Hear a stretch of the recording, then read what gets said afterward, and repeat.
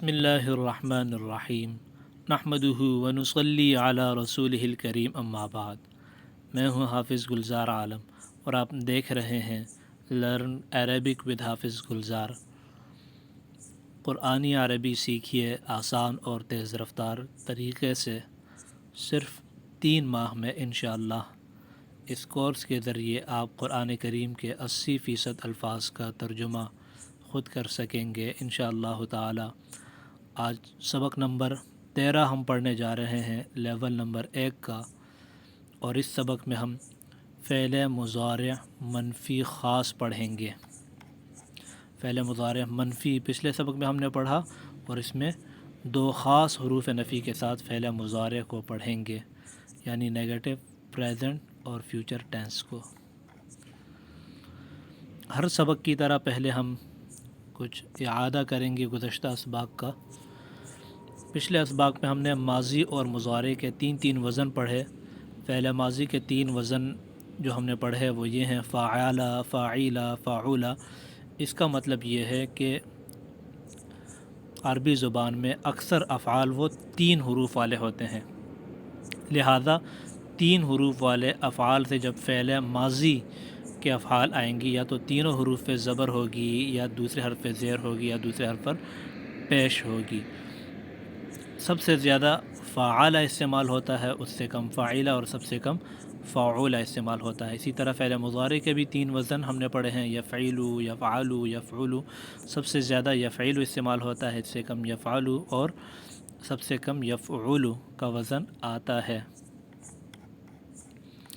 فعل مضارع مذکر کے ہم نے جو افعال پڑھے ہیں وہ یہ ہیں یفعل، یفعلان، یفعلون، تفعل، تفعلان، تفعلون، افعل، نفعل۔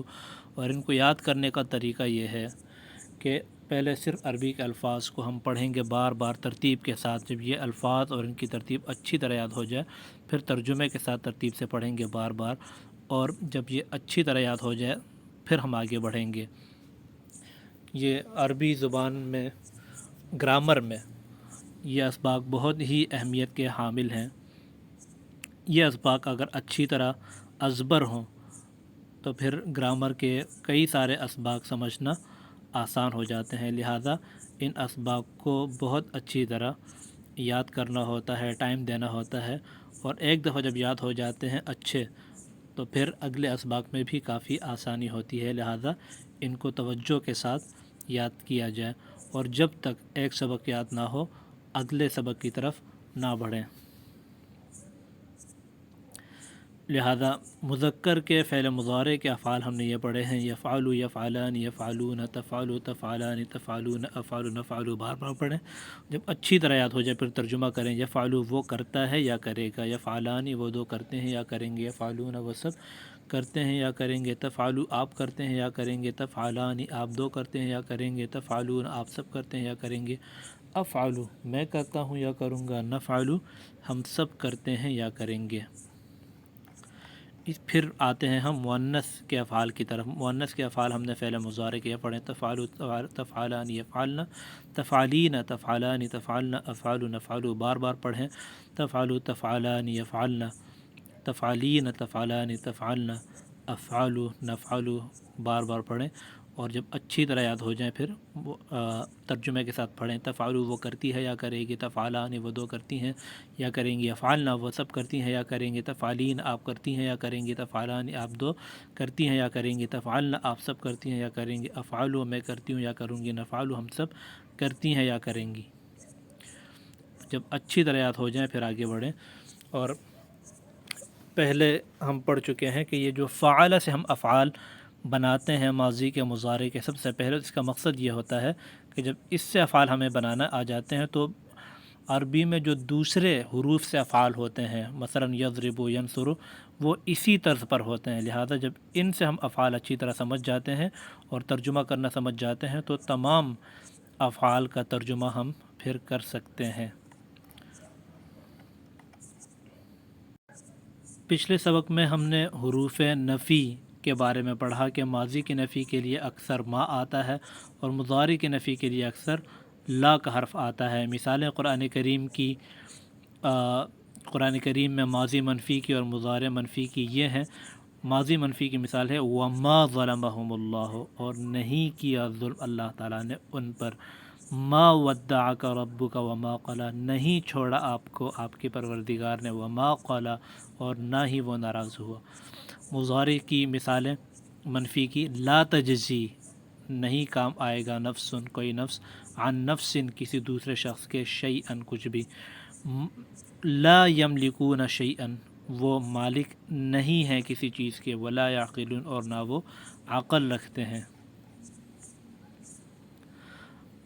لہذا جب ہم نے مضارع منفی بنانا سیکھا تو اب مضارع منفی کی گردان یہ ہوگی کہ مضارع کے جو ہم نے افعال پڑھے، یفعلوا، یفعلان، یفعلون آخر تک، ان سب کے شروع میں لا لگائیں گے تو مضارع منفی کی گردان بن جائے گی، لا یفعلوا، لا یفعلان، لا یفعلون آخر تک، اور ترجمے میں نہیں نہیں آ جائے گا، باقی ترجمہ ویسے ہی ہوگا، لا یفعلوا وہ نہیں کرتا یا نہیں کرے گا، لا یفعلان وہ دو نہیں کرتے یا نہیں کریں گے، آخر تک۔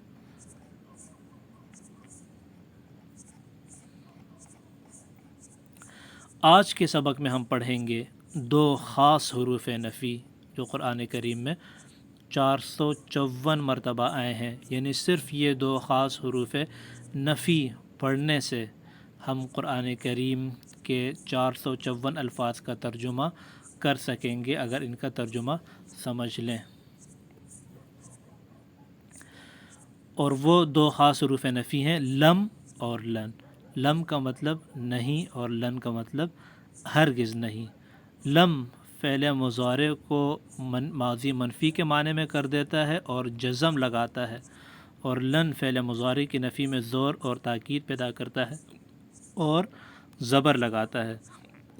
یعنی ان دونوں کے استعمال کا طریقہ بتایا گیا ہے، اور ان دونوں کے استعمال سے فعل مضارع کا ترجمے میں کیا تبدیل آئے گی یہ بتایا گیا ہے۔ تو پہلی بات تو یہ ہے کہ یہ دونوں حروف فعل مضارع کے ساتھ آتے ہیں، فعل ماضی میں نہیں آتے، ایک بات۔ دوسری بات یہ ہے کہ لم جب فعل مضارع کے ساتھ آئے گا تو اس کے معنی کو ماضی میں لے جائے گا، ماضی منفی بنا دے گا اس کو، یہ معنی میں تبدیلی یہ ہوگی لم کی وجہ سے، اور لفظ میں تبدیلی یہ ہوگی کہ فعل مضارع کے آخر میں جزم آ جائے گی لم کی وجہ سے۔ اب آتے ہیں لن پر کہ اس کا ترجمہ کیا ہے۔ اس سے ترجمے میں پہلی بات وہی کہ لن یہ بھی فعل مضارع ہی کے ساتھ آئے گا، فعل ماضی کے ساتھ نہیں آئے گا۔ دوسری بات یہ ہے کہ معنی میں یہ تبدیلی کرے گا کہ لن کی وجہ سے معنی میں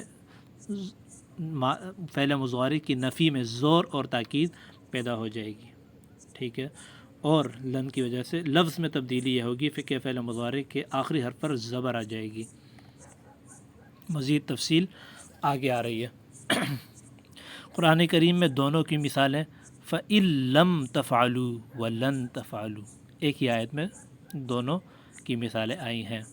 اب دیکھیں کہ تفعلوا فعل مضارع ہے اور تفعلوا یہ بھی فعل مضارع ہے، تو لم کی وجہ سے کیا تبدیلی آئی کہ معنی ماضی میں چلا گیا، لم تفعلوا تم نہیں کر سکے، ٹھیک ہے، وَلَن تَفْعَلُوا تم ہرگز نہیں کر سکو گے، معنی میں کیا تبدیلی ہوئی، تاکید پیدا ہو گئی، ہرگز کا لفظ آ گیا۔ فَإِن لَمْ تَفْعَلُوا پھر اگر تم نہ کر سکو، وَلَن تَفْعَلُوا اور تم ہرگز نہیں کر سکو گے۔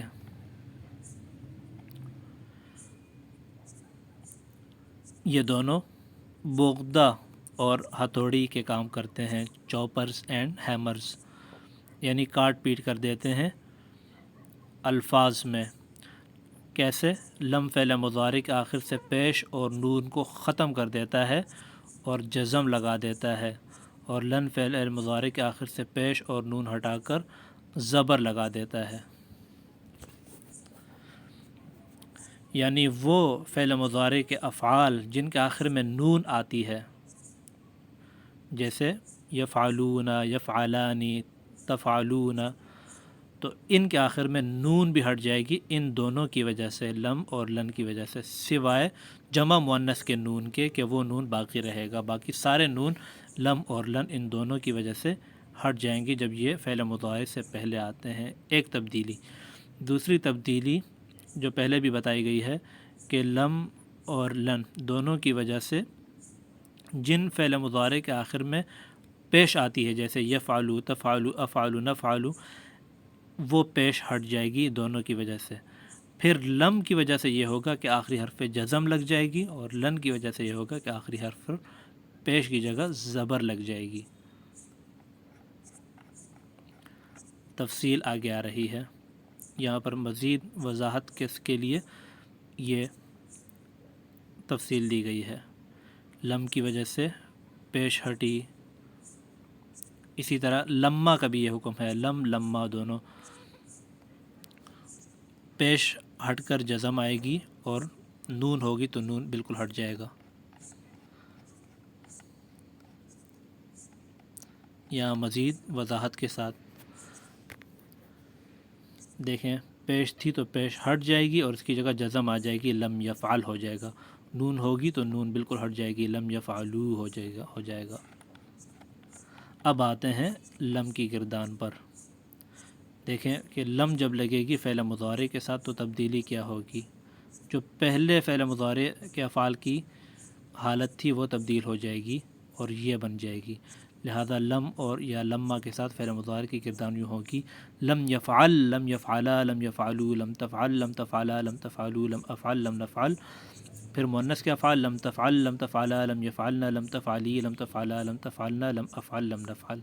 یعنی جن فعل مضارع کے آخر میں پیش تھی ان کی جگہ سکون آ گیا، جہاں نون تھا جیسے یفعلون، تفعلانی وغیرہ، وہ نون ہٹ گیا، یفعلو ہو گیا، یفعلون کی جگہ تفعلون کی جگہ تفعلو ہو گیا، تفعلین کی جگہ تفعلی ہو گیا۔